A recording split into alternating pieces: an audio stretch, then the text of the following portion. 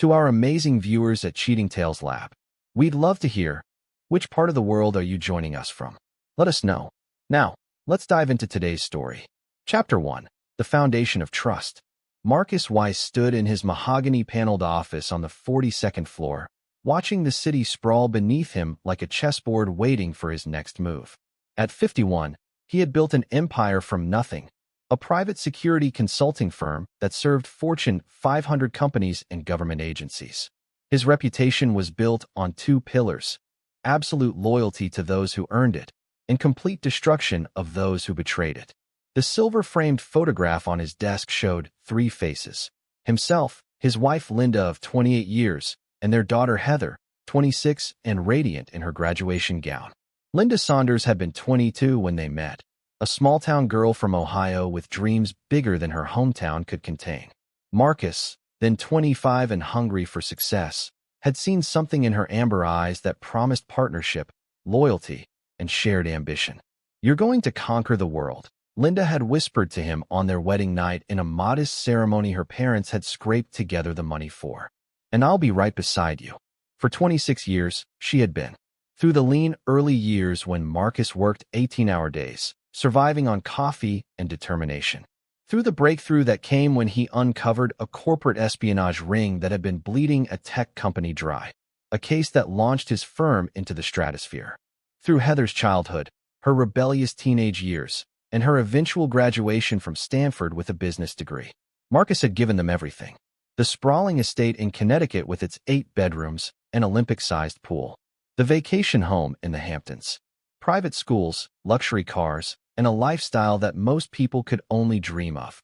But more than material wealth, he had given them his unwavering dedication. Every business decision was made with his family in mind. Every sacrifice was for their future. Linda had played her part perfectly. The dutiful wife at corporate events, the supportive mother at school functions, the loving partner who would massage his shoulders after particularly stressful days. She had style, grace, and an intuitive understanding of high society dynamics that had made her an invaluable asset to his business dealings. Heather had inherited her mother's beauty and her father's sharp mind. Marcus had watched with pride as she navigated Stanford's competitive environment, excelling in her studies while building the kind of connections that would serve her well in life. She was supposed to be his legacy, the one who would eventually take over the family business and carry the Weiss name forward. But Marcus Weiss had not built his empire by being naive about human nature. His work had shown him the darkest sides of people, how greed, lust, and ambition could transform seemingly loyal individuals into calculating betrayers. He had always told himself that his family was different. They were his sanctuary, the one place where trust was absolute and love was unconditional. The intercom on his desk buzzed. "Mr. Weiss, your wife is here to see you," his assistant announced. "Send her in," Marcus replied, straightening his tie and preparing to discuss their upcoming weekend plans. Linda entered with her usual confident stride, but something was different. Her designer dress was perfectly chosen, her makeup flawless, her smile bright. Yet Marcus's trained eye caught the subtle tension in her shoulders, the way her gaze didn't quite meet his.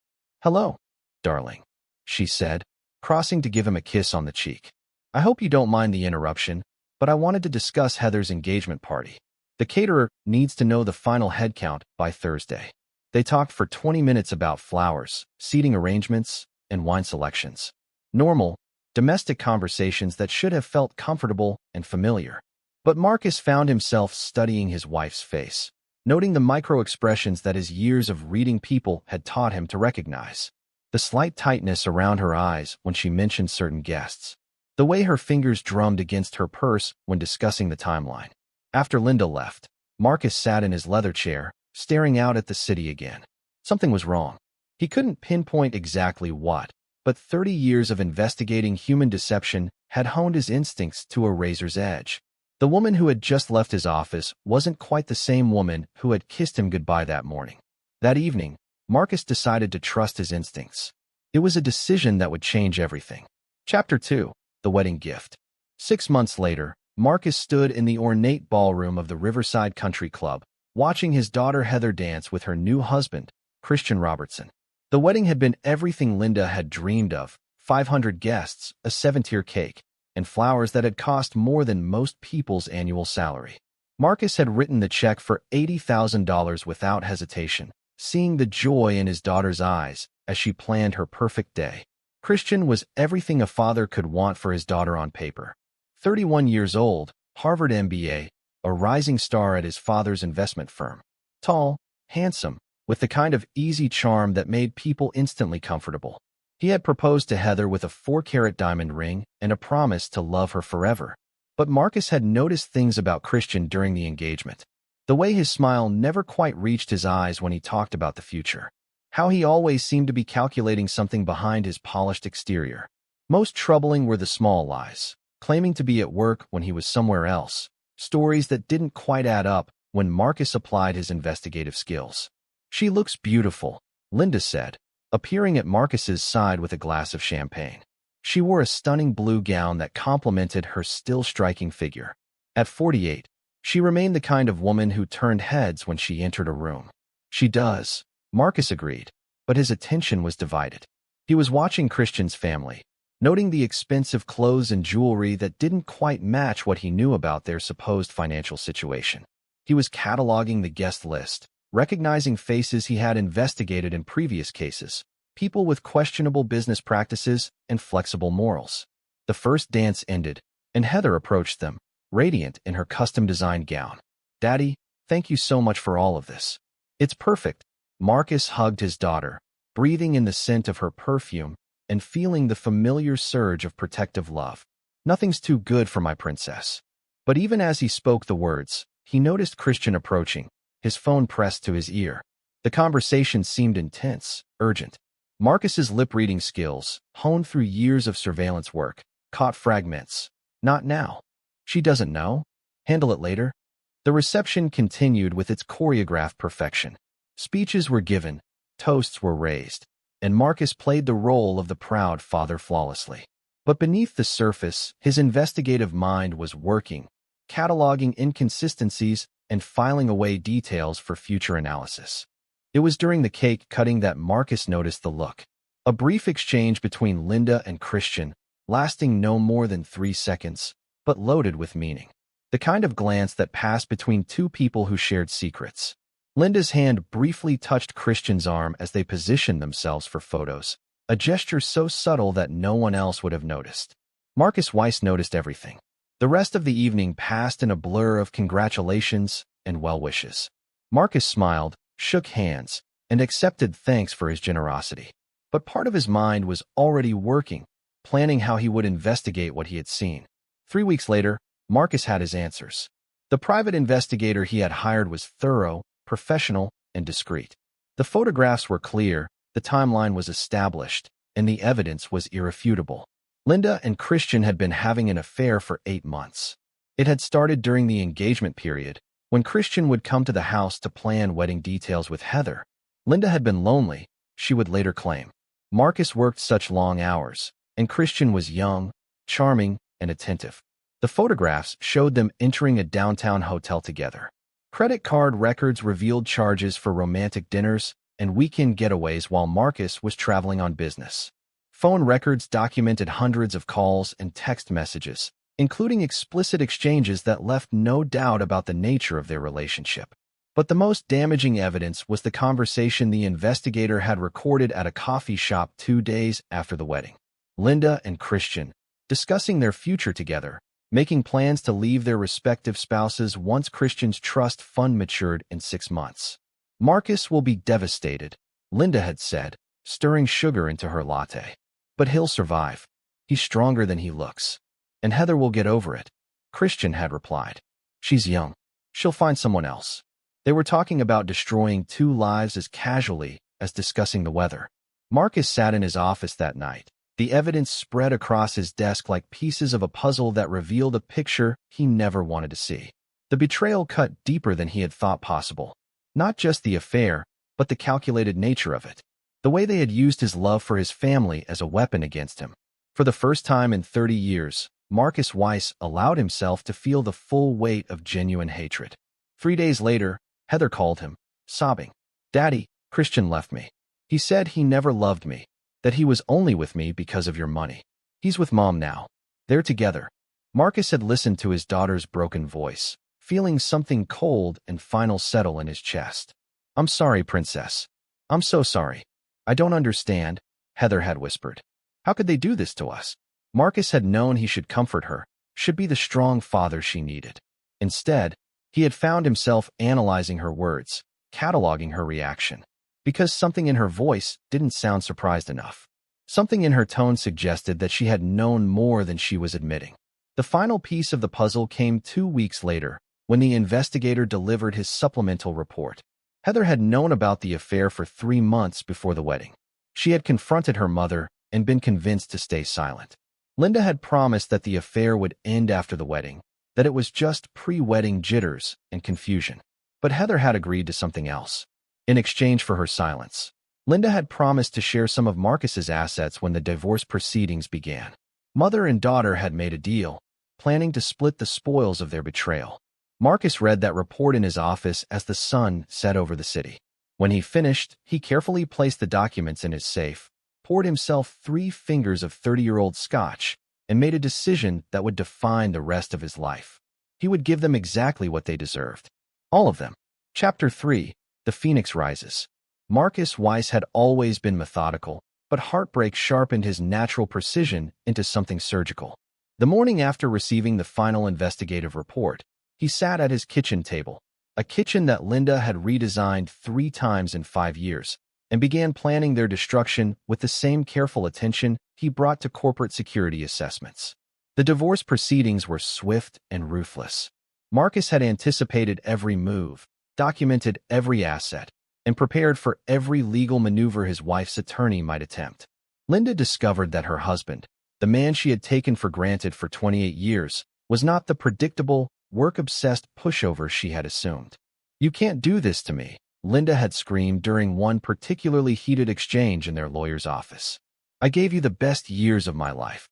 Marcus had studied her across the mahogany conference table, noting how desperation had aged her. The careful makeup couldn't hide the stress lines, and the designer clothes couldn't disguise the way she clutched her purse like a lifeline. "You gave me 26 years of performance," he replied calmly. "The last 2 years were the real you." The prenuptial agreement Marcus had insisted on before their marriage held firm. Linda walked away with a modest settlement, enough to live comfortably, but nowhere near the lifestyle she had grown accustomed to.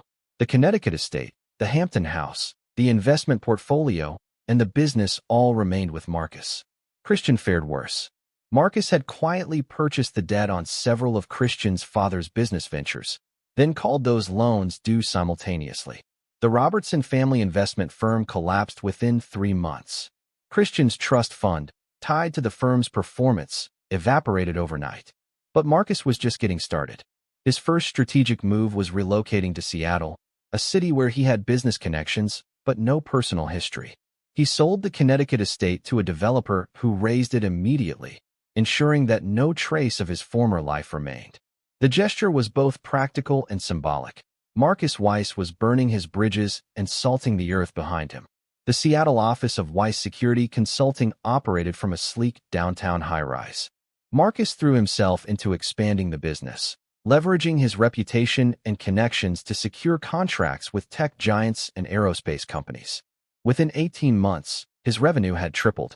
It was during this period of professional rebuilding that Marcus met Sandra Watson. Sandra was 38, a brilliant forensic accountant who had been hired to audit one of his clients' financial systems. She was nothing like Linda. Where Linda was polished and calculated, Sandra was genuine and sharp-witted. She wore minimal makeup, favored practical clothes over designer labels, and had built her career on competence rather than charm. Their first meeting was purely professional. Sandra had discovered irregularities in his client's books and needed Marcus's security expertise to determine if it was fraud or incompetence. They worked together for 3 weeks, analyzing patterns and building cases.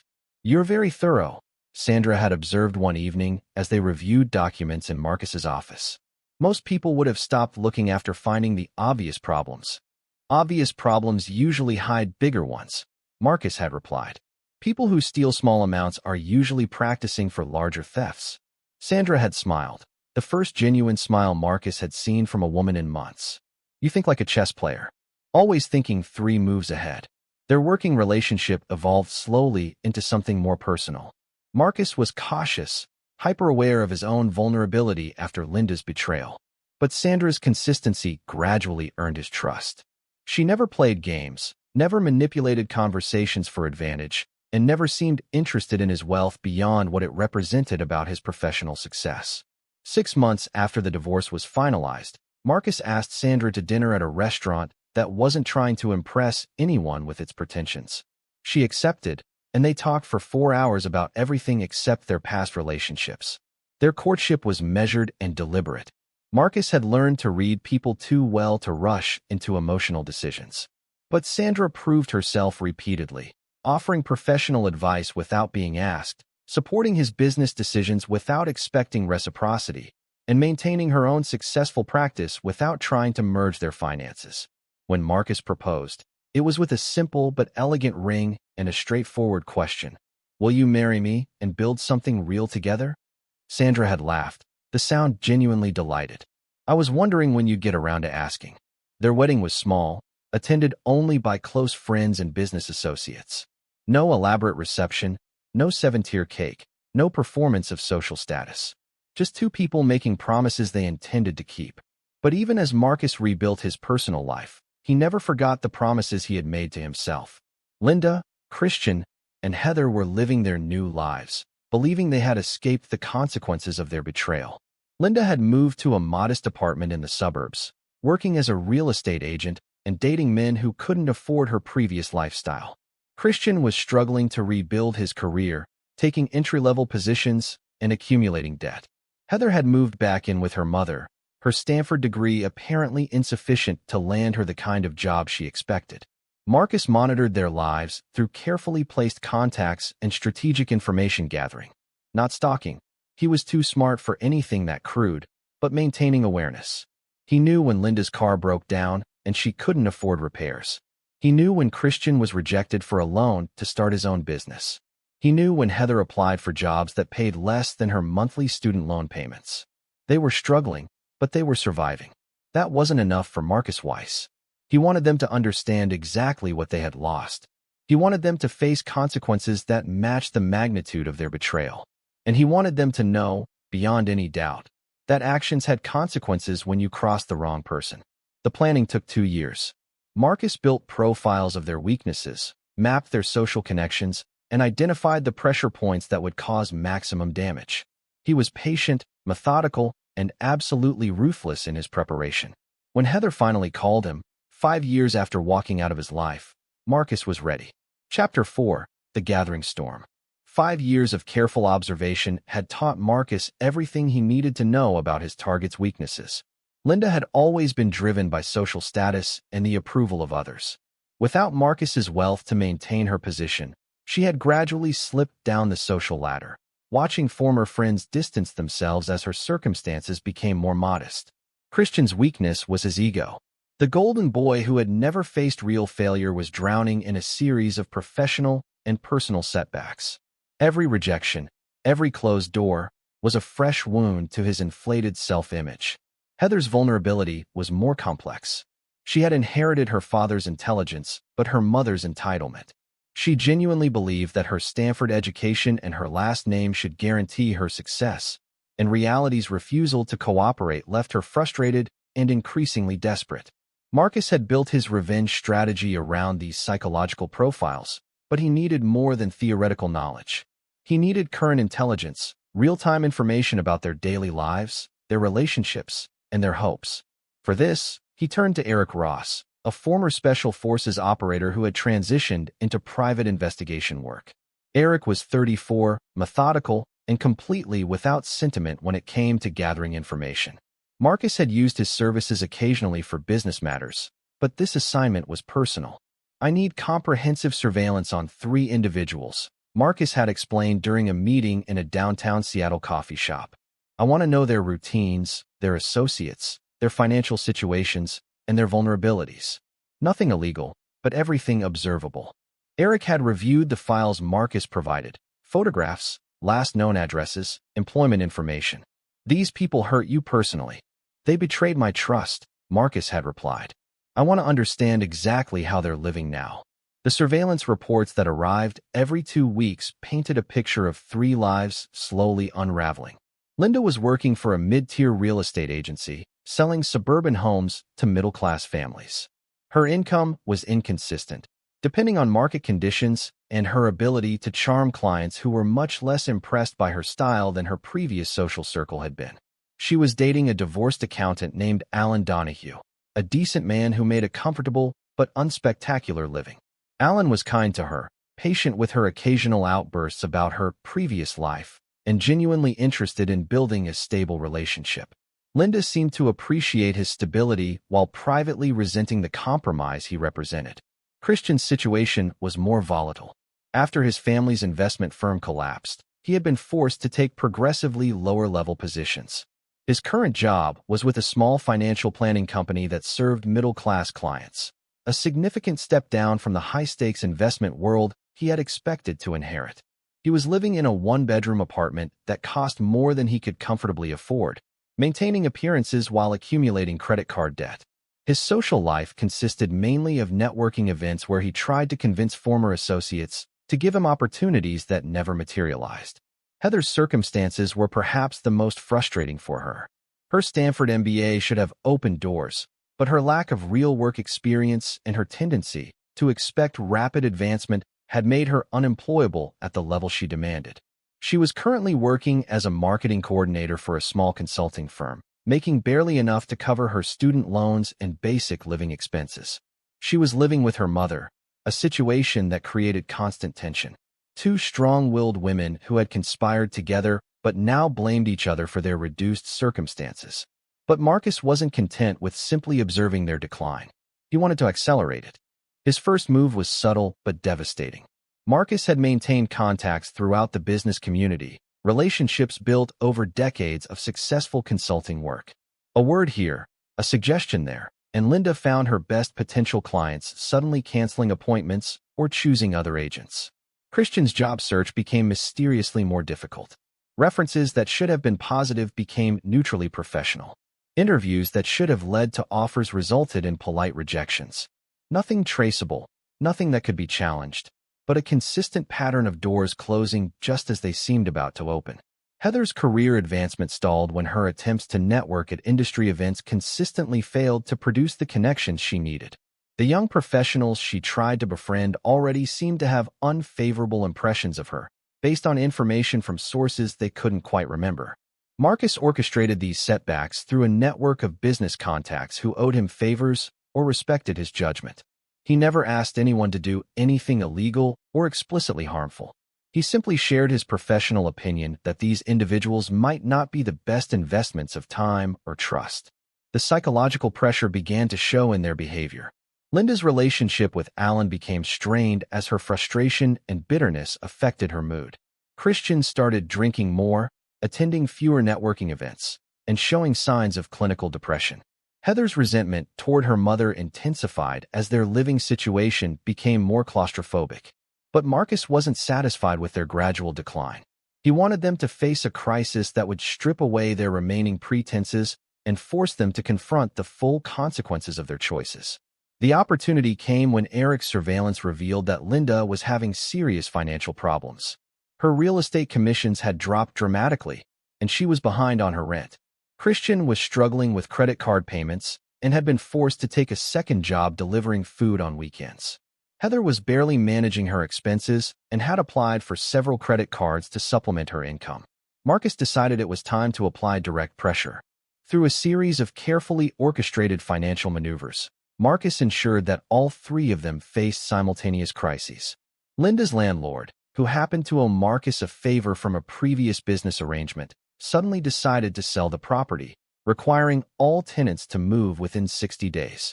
Christian's credit card companies, influenced by information about his employment instability, simultaneously reduced his credit limits and demanded immediate payments on outstanding balances. Heather's student loan servicer, acting on concerns about her payment history, accelerated the repayment schedule. Within 2 weeks, all three were facing financial emergencies that threatened to destroy their remaining stability. They had nowhere to turn except to the relationships they had left, relationships they had poisoned with their betrayal. Marcus knew that desperation would force them to make mistakes, to reveal their true character under pressure. And he knew that when they finally reached out for help, they would discover exactly how thoroughly he had prepared for their surrender. Chapter 5. The Trap Titans. The call came on a Tuesday evening as Marcus was reviewing quarterly reports in his Seattle office.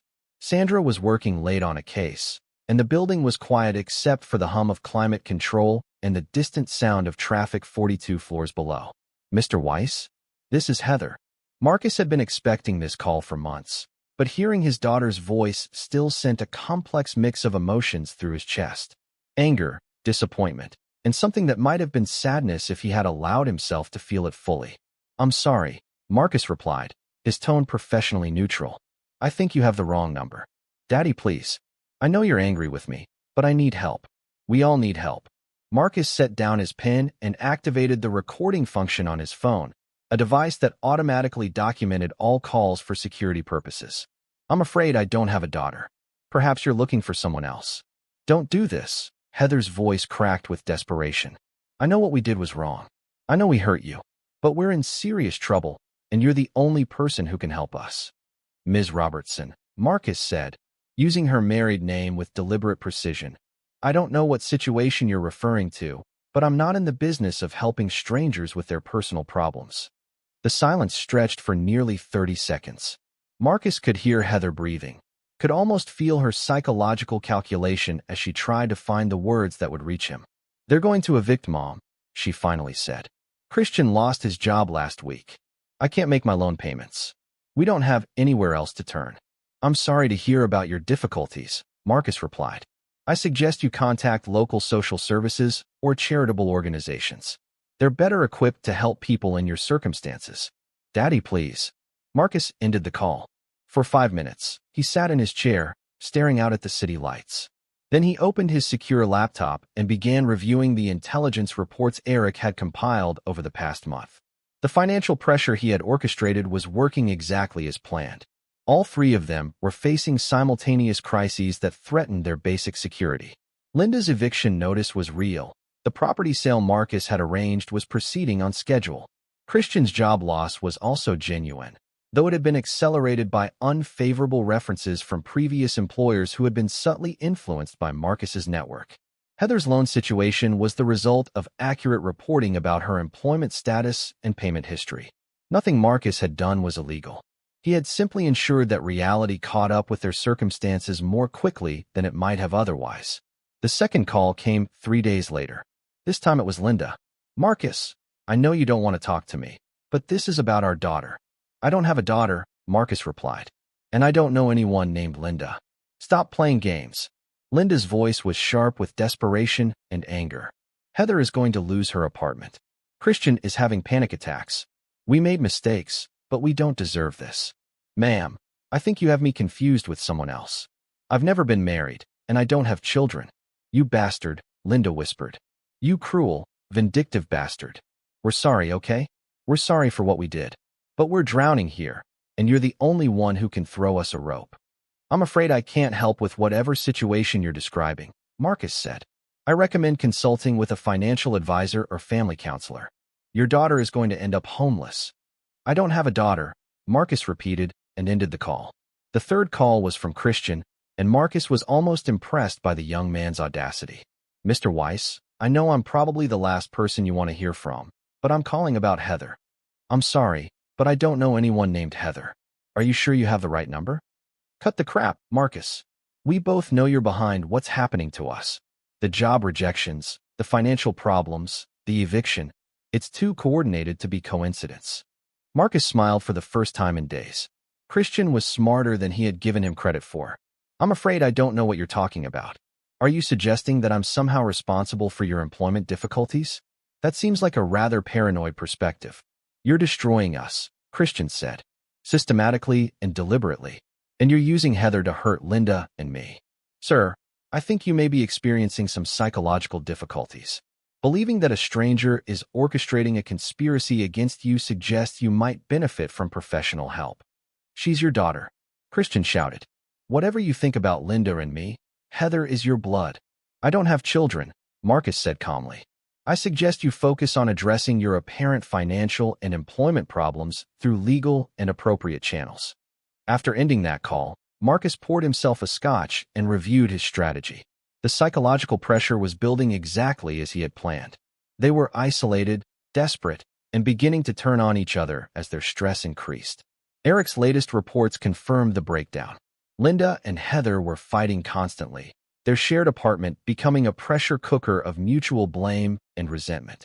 Christian was drinking heavily and had been seen arguing with Linda in public. The unity they had shown during their betrayal was cracking under the weight of consequences. But Marcus wanted more than their discomfort. He wanted them to understand the full scope of what they had lost and what they had chosen.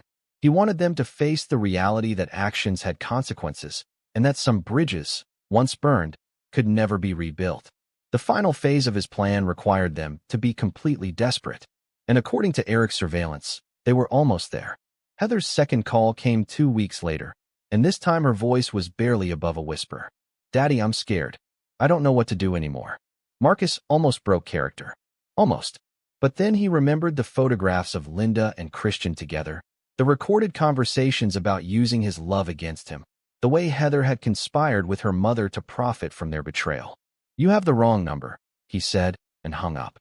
When the phone rang again immediately, Marcus let it go to voicemail. And again, and again.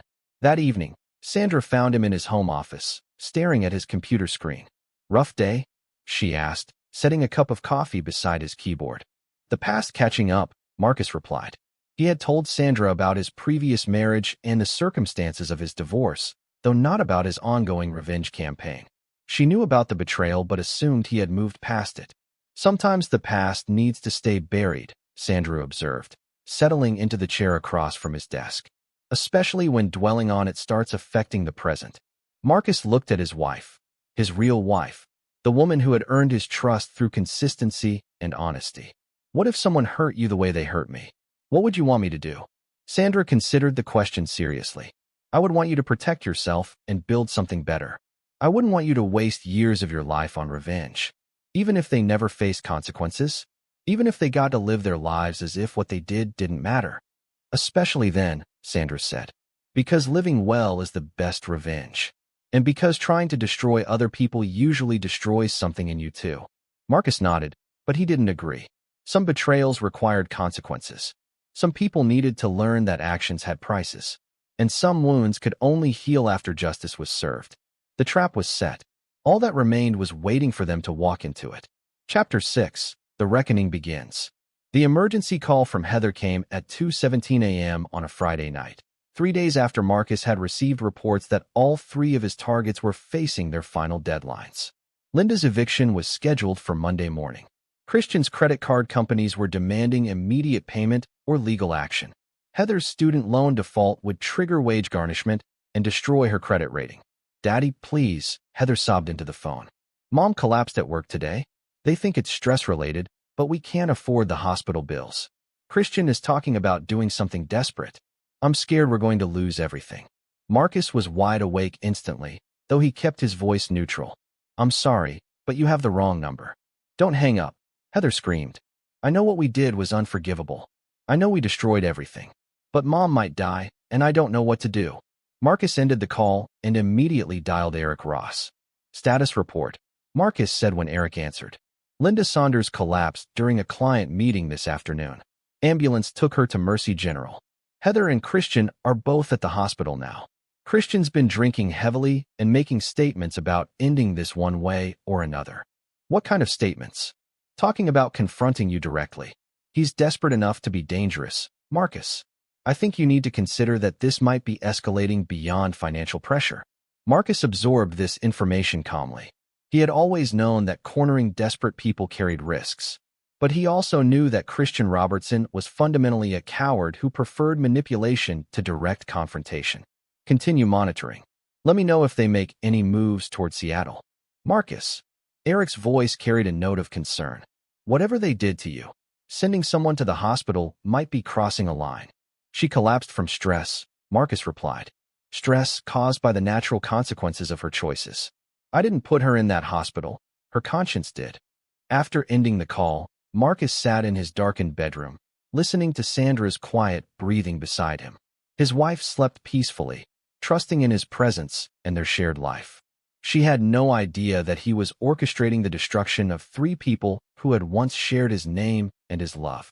The next morning brought news that Linda had been treated for exhaustion and anxiety, then released with a prescription for medication she couldn't afford and instructions to reduce stress in her life. The irony wasn't lost on Marcus. The woman who had destroyed his peace of mind was now suffering from the same condition. But her hospitalization had created an opportunity Marcus hadn't anticipated. According to Eric's surveillance, the medical bills and lost work time had pushed their financial crisis to a breaking point. They had less than 72 hours to find solutions or face complete destitution. Saturday evening, Marcus received a text message from an unknown number. "We're coming to Seattle. You can either help us or watch us destroy ourselves. Your choice." The message was from Christian, and it confirmed Marcus's assessment of the young man's character. Even in desperation, Christian was trying to manipulate the situation to present Marcus with false choices designed to make him feel responsible for whatever happened next. Marcus forwarded the message to Eric with instructions to monitor airports and bus stations. If they were coming to Seattle, he wanted advance warning of their arrival. Sunday afternoon, Sandra was working in their home garden when she noticed Marcus standing at the living room window, watching the street. "Expecting someone?" she asked, joining him inside. "Possibly," Marcus replied. "Some people from my past might be arriving soon." Sandra studied his face, noting the tension in his jaw and the way his hands were clasped behind his back. "The ex-wife and daughter you told me about, among others." "Marcus, what exactly is going on? You've been different these past few weeks. More distant. More calculating." Marcus turned to face his wife, seeing genuine concern in her eyes. Sandra deserved honesty, or at least as much honesty as he could safely share. "They betrayed me in ways that went beyond simple adultery," he said. "They conspired to destroy my family and steal my assets. For 5 years, I've been ensuring that their actions had appropriate consequences." "What kind of consequences?" "Nothing illegal. Nothing directly harmful. But I've made sure that reality caught up with their poor decisions." Sandra absorbed this revelation slowly. "You've been orchestrating revenge for 5 years. I've been ensuring justice," Marcus corrected. "There's a difference, is there? Because it sounds like you've been playing God with people's lives." Before Marcus could respond, Eric called with an update. "They're here. All 3 of them. Rented a car at Seattle-Tacoma and drove straight to your address. They're parked across the street, apparently working up the courage to approach your house." Marcus looked out the window and saw them, a beat-up sedan with 3 figures inside, silhouetted against the late afternoon sun. Linda in the passenger seat, looking older and more fragile than he remembered. Christian behind the wheel, his shoulders rigid with desperation. Heather in the back seat, probably preparing the words she hoped would reach her father's heart. "What do you want me to do?" Sandra asked, having overheard enough of the conversation to understand the situation. "Go upstairs," Marcus said. "Whatever happens, don't come down until I tell you it's safe." "Marcus, please." His voice carried a note of command that Sandra had never heard before. "Trust me and go upstairs." Sandra hesitated, then kissed his cheek and headed for the stairs. "Be careful," she said. "Whatever they did, be careful that your revenge doesn't cost you who you are." Alone in his living room, Marcus watched the car across the street and waited. He had spent 5 years planning for this moment, preparing for the confrontation that would finally settle the accounts between them. The doorbell rang at exactly 6 p.m. Marcus walked to the front door, straightened his shoulders, and prepared to face the people who had destroyed his previous life. They had come seeking mercy, forgiveness, and rescue from the consequences of their choices. They were about to discover that Marcus Weiss no longer offered any of those things. Chapter 7. The door opens. Marcus Weiss opened his front door with the same calm precision he brought to every important moment in his life. On his doorstep stood 3 people who had once been the center of his world, now reduced to desperate strangers begging for salvation they didn't deserve. Heather looked awful. 5 years of disappointment and stress had aged her beyond her 31 years. Her Stanford confidence had been replaced by the hollow-eyed desperation of someone who had finally learned that the world didn't owe her anything. Her clothes were clean but cheap. Her hair needed professional attention she couldn't afford. and her hands shook slightly as she prepared to speak. Behind her stood Linda and Christian, and the sight of them together still triggered something cold and furious in Marcus's chest. Linda looked fragile in a way that might have evoked sympathy if Marcus hadn't known how calculated her vulnerability could be. Christian stood slightly behind her, his designer clothes now looking worn and outdated, his practiced charm replaced by barely concealed desperation.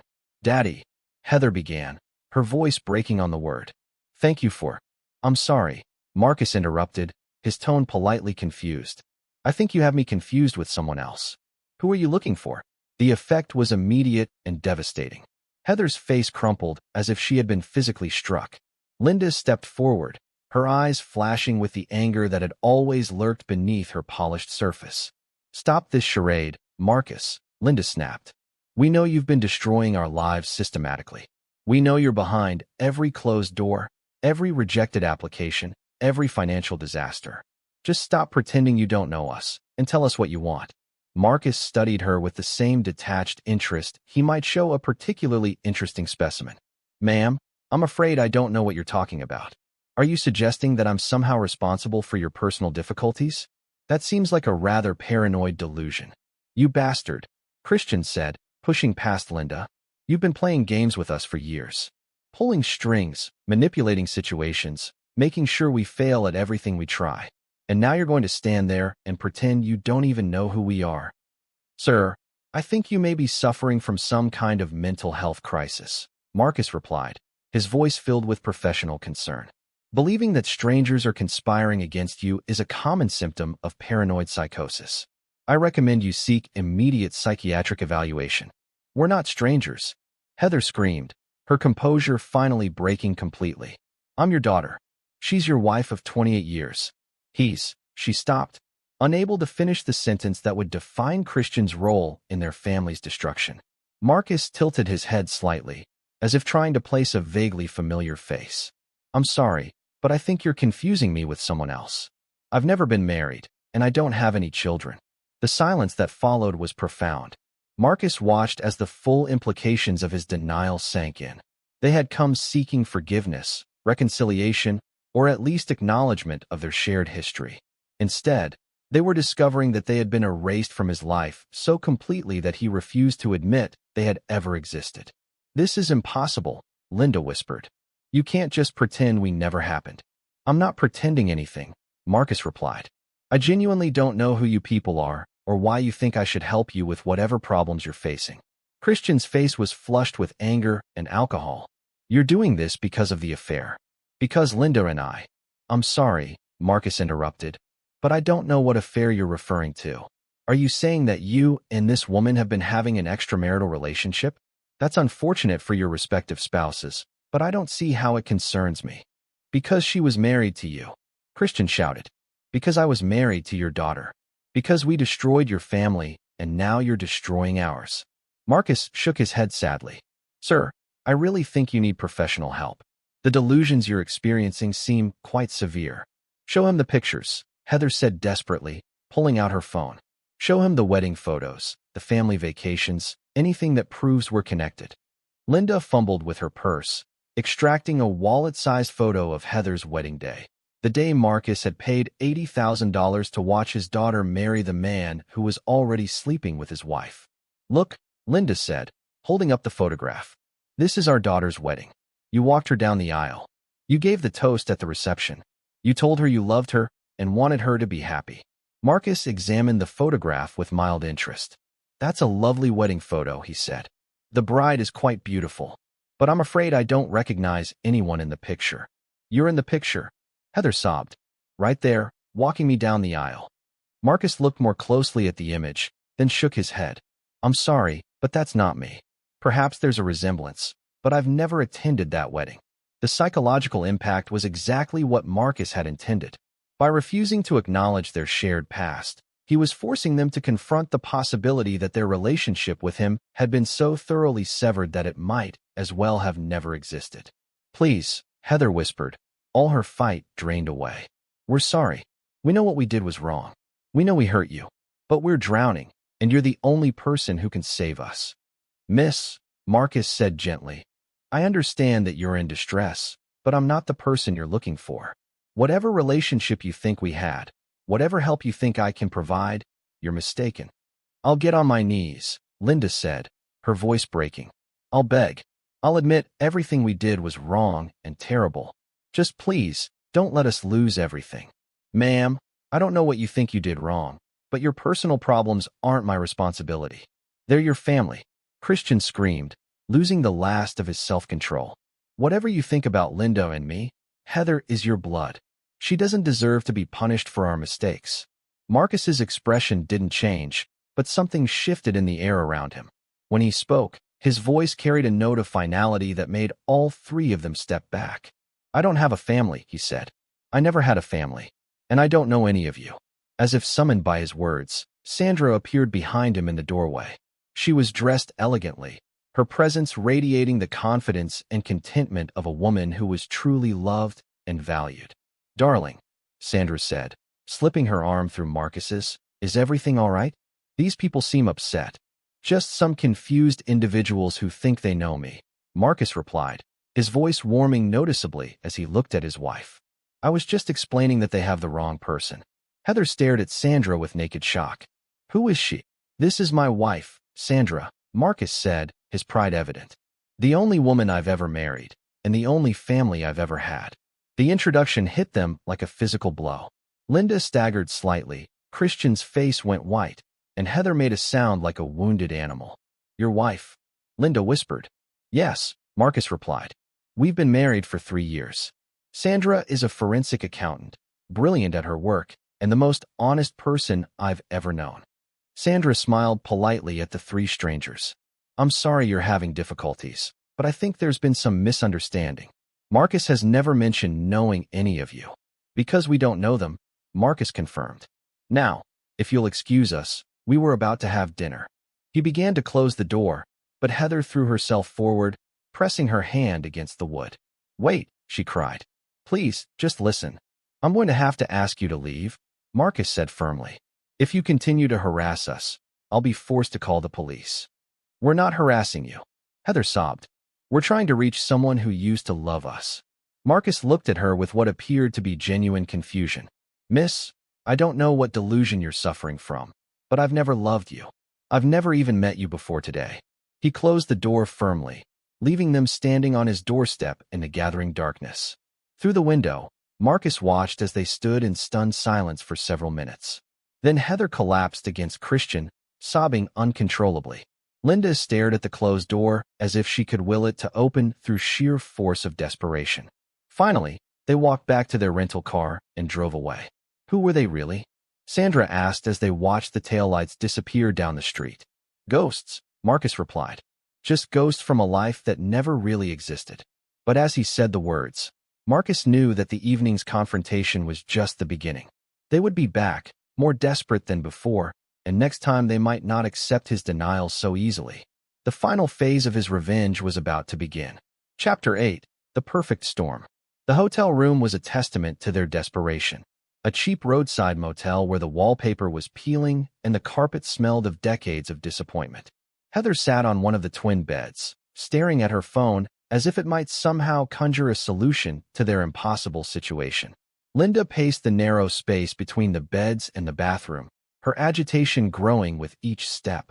Christian had been drinking steadily from a bottle of whiskey purchased at a gas station, his usual calculated demeanor replaced by something raw and dangerous.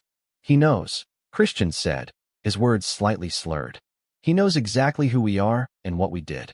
That whole performance was psychological torture. Of course he knows, Linda snapped. The question is what we do about it. We go back, Heather said quietly. We keep going back until he listens to us. Did you see his face?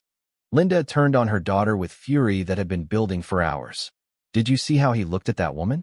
Like she was precious. Like she was worth protecting. Because she is, Heather replied, her voice hollow. She's everything we're not. Honest. Loyal. Everything we destroyed in ourselves when we decided to betray him. Christian lurched to his feet, swaying slightly. Screw his moral superiority. We made mistakes, but he's been systematically destroying our lives for 5 years. That's not justice. That's sadism. What did you expect? Heather asked. Did you think he would just forgive us? Did you think we could betray him and then come back when it was convenient for us? I expected him to be human, Christian shouted. I expected him to have some basic compassion for his own daughter. I'm not his daughter anymore, Heather said, the words coming out like broken glass. I gave up that right when I chose Mom's money over Dad's trust. The silence that followed was heavy with truths none of them wanted to acknowledge. They had all made choices, calculated decisions based on selfishness and short-term gain. Now they were facing the long-term consequences, and the man they had wronged was refusing to make their suffering easier to bear. There has to be something, Linda said, resuming her pacing. Some way to reach him. Some pressure point we can use. What are you suggesting? Heather asked. I don't know. His business, his reputation, his new wife, something he cares about that we can threaten. Christian nodded. The alcohol making him more aggressive than strategic. We have evidence of his revenge campaign. The coordinated job rejections, the financial pressure, the manipulation. We could expose him. With what proof? Heather challenged. He's been too smart to leave direct evidence. Everything he's done could be explained as coincidence or market forces. Then we make it direct, Christian said, his voice taking on a dangerous edge. We force him to acknowledge us. What does that mean? Christian took another drink from the bottle. It means we stop being polite. We stop accepting his lies. We make him face what he's done to us. Linda stopped pacing, studying Christian's face. You're talking about something illegal. I'm talking about survival, Christian replied. We're already destroyed. What's the worst that could happen? Heather felt something cold settle in her stomach. She recognized the look in Christian's eyes, the same reckless desperation that had led to their affair, the same willingness to destroy everything in pursuit of immediate gratification. No, she said firmly. Whatever you're thinking, no. You don't get to be noble now, Christian snarled. You're just as guilty as we are. You conspired with your mother to profit from the betrayal. You're just as responsible for this mess. That's exactly why I won't make it worse, Heather replied. We've already lost our souls. I won't lose what's left of my humanity too. Christian laughed bitterly. Your humanity? You think you still have humanity left? You destroyed your father's life and conspired to steal his assets. You're already damned. The words hit Heather like physical blows, but she didn't flinch. Maybe, but I'm not going to compound it by threatening innocent people. She's not innocent, Linda said quietly. His new wife. She's living in the house that should have been mine, sleeping in the bed that should have been mine, enjoying the life that should have been mine.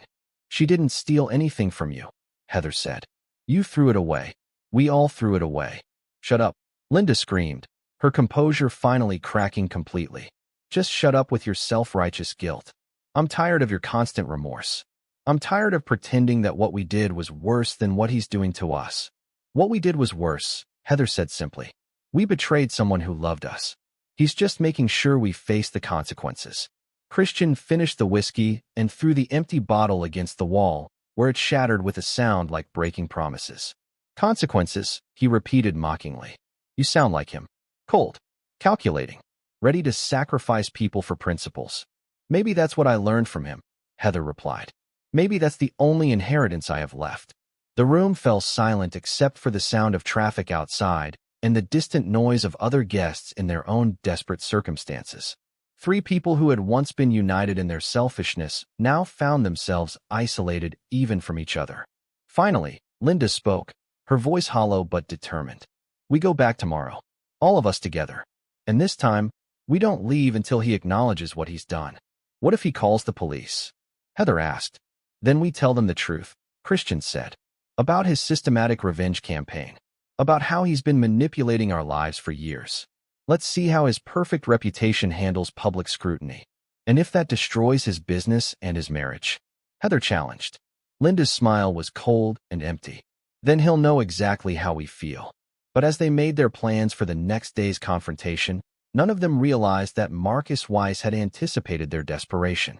He had prepared for this moment, orchestrated it even, and their final desperate gambit would only complete the trap he had been building for 5 years. The last phase of his revenge was about to begin, and it would be more thorough and devastating than anything they had imagined. Chapter 9. The Last Laugh. Marcus Weiss stood in his living room at 7 a.m., watching the rental car park across the street from his house for the second time in 2 days. He had been awake since 5:30, reviewing his final preparations and ensuring that every detail of his endgame was perfectly arranged. Sandra was already at work, having left early for a client meeting that would keep her downtown until evening.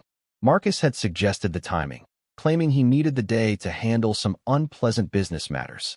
She had kissed him goodbye, trusting as always that he would handle whatever needed to be done. This time, they didn't ring the doorbell. Christian climbed over the front gate, his face set with the kind of desperate determination that had probably kept him awake all night. Linda and Heather followed, all three of them moving with the purposeful stride of people who had nothing left to lose. Marcus opened the door before they could knock. "Good morning," he said pleasantly. "I was wondering when you'd be back." The casual admission stopped them cold. After yesterday's performance, they had expected more denials, more psychological games. Instead, Marcus seemed almost welcoming. "You know who we are," Linda said, her voice flat with exhaustion. "Of course I know who you are," Marcus replied. "I've always known who you are. The question is whether you know who you are." He stepped aside, gesturing for them to enter. "Please, come in. We have a lot to discuss." They hesitated, sensing a trap, but too desperate to retreat. Finally, Heather stepped through the doorway, followed reluctantly by her mother and Christian. Marcus led them to his living room, the same room where Sandra had stood beside him the previous evening, where his new life existed in perfect counterpoint to the wreckage of his old one. The contrast was deliberate and devastating. Every piece of furniture, every decoration, every photograph spoke of success, stability, and genuine happiness. "Please sit," Marcus said, settling into his own chair with the relaxed confidence of a man in complete control of his environment. "Are you going to help us?" Heather asked, her voice barely above a whisper. "Help you with what?" Marcus replied. "Your financial problems? Your employment difficulties? Your general inability to function as decent human beings?" "All of it," Linda said desperately. "We need money. We need work. We need—" "You need consequences," Marcus interrupted. "And I've been providing them for 5 years." The admission hung in the air like a confession and a threat simultaneously. After years of denying involvement, Marcus was finally acknowledging his role in their destruction. "So you admit it," Christian said, trying to summon some of his old aggression.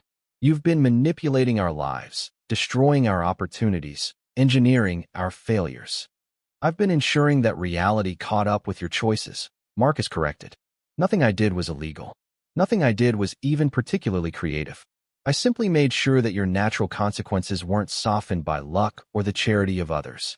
"You destroyed us," Linda whispered. "No," Marcus replied, his voice carrying the weight of absolute certainty. "You destroyed yourselves. I just made sure you couldn't escape the wreckage." He reached into his jacket and withdrew a thick manila envelope, setting it on the coffee table between them. "But I'm a fair man. I believe in offering people choices, even when they don't deserve them." Heather stared at the envelope as if it might contain salvation or damnation in equal measure. "What is it?" "Documentation," Marcus replied. "Comprehensive evidence of every conversation you had during your affair, every plan you made to defraud me during the divorce, every scheme you concocted to profit from your betrayal." He opened the envelope and spread photographs across the table, images of Linda and Christian entering hotels, transcripts of their recorded conversations, financial documents showing their coordinated deception. 5 years of investigation, Marcus continued. Every lie cataloged, every manipulation documented, every betrayal preserved for posterity. Christian's face went white as he recognized the scope of the surveillance. "This is illegal. Recording private conversations, unauthorized photography." "All legal," Marcus interrupted. "Conducted by licensed investigators in public spaces or with appropriate warrants. I've been very careful to ensure that everything was done properly." "What do you want?" Linda asked, her voice hollow with defeat. Marcus smiled, and for the first time since their reunion, they saw something genuinely terrifying in his expression. "I want you to understand the difference between justice and mercy. I want you to comprehend the full scope of what you lost when you chose betrayal over loyalty." He gestured toward the photographs. "This evidence could destroy what's left of your reputations permanently. Your families, your friends, your professional contacts. Everyone who still believes you might be decent people could learn exactly what you're capable of." "You're blackmailing us," Heather said. "I'm offering you a choice," Marcus corrected. The same choice you offered me 5 years ago, when you decided that my love and trust were worthless compared to your immediate gratification. He stood up, walking to the window that overlooked his perfectly manicured yard. You can continue trying to rebuild your lives, knowing that I'll be watching every step, ensuring that your past follows you wherever you go. Or what? Christian demanded. Marcus turned back to face them, his expression completely calm. Or you can disappear, leave the country, change your identities, start over somewhere that your history can't follow you. We don't have money for that, Linda protested. I do, Marcus replied. I'll provide each of you with $50,000 in assistance in relocating to countries without extradition treaties. You can start fresh, build new lives, become different people. The offer was so unexpected that none of them could immediately respond. After 5 years of systematic destruction, Marcus was offering them an escape route. What's the catch? Heather asked. No catch, Marcus replied. Just conditions. You leave immediately. You never contact anyone from your previous lives again. You never use your real names again. And you never, under any circumstances, return to the United States. You're exiling us, Linda whispered. I'm offering you a chance to avoid the complete destruction of your remaining dignity, Marcus corrected. Take the money and disappear, or stay and face the consequences of everything you've done. Christian was studying the photographs, his face cycling through anger, fear, and calculation. And if we refuse? Marcus returned to his chair, his posture relaxed but his eyes cold. Then I release everything. Every newspaper, every social media platform, every person who's ever known you gets to see exactly what you're capable of. Your affair, your conspiracies, your betrayals. All of it becomes public record. You'll destroy us completely, Heather said. You'll destroy yourselves completely, Marcus corrected. I'll just make sure everyone gets to watch. The silence stretched for several minutes as they absorbed the scope of their choice. Exile or exposure. Disappearance or public humiliation. Finally, Linda spoke, her voice broken and defeated. The money. How would you? Wire transfers to accounts in your destination countries, Marcus replied. Untraceable, immediate, and sufficient to establish new identities if you're careful with your spending. And you'd never see us again, Heather said, the words carrying the weight of finality. Never, Marcus confirmed. As far as I'm concerned, you died 5 years ago. This is just disposing of the bodies. Heather looked at her father, really looked at him, and saw something that chilled her to the bone.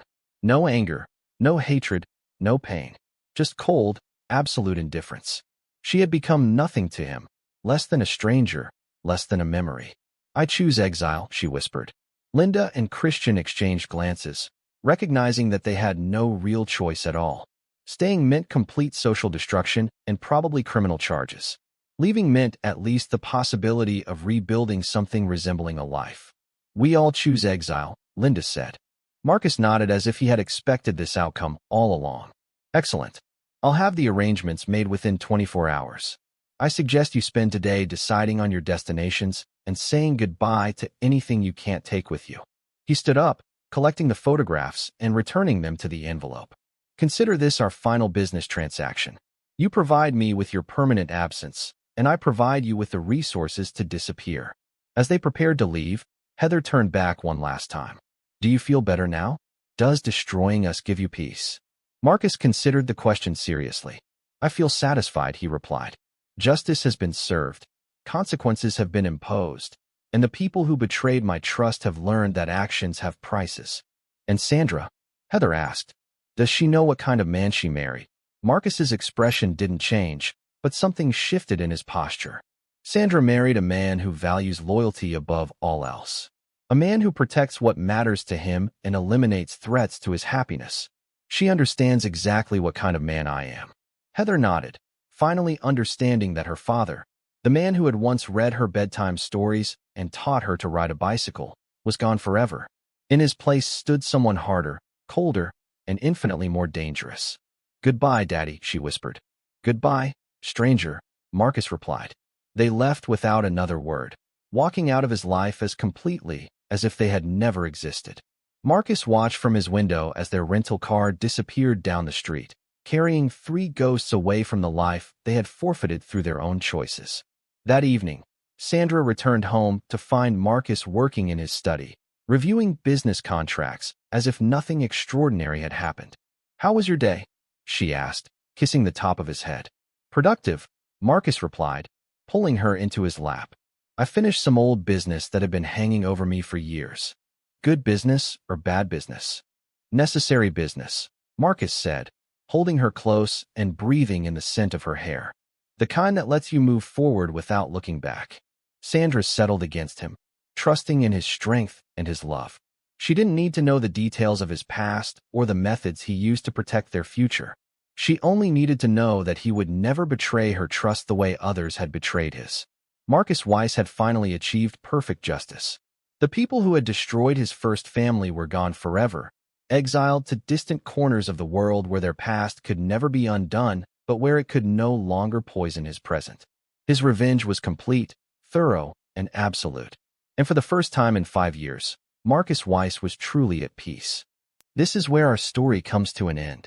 Share your thoughts in the comments section. Thanks for your time. If you enjoy this story, please subscribe to this channel. Click on the video you see on the screen, and I will see you there.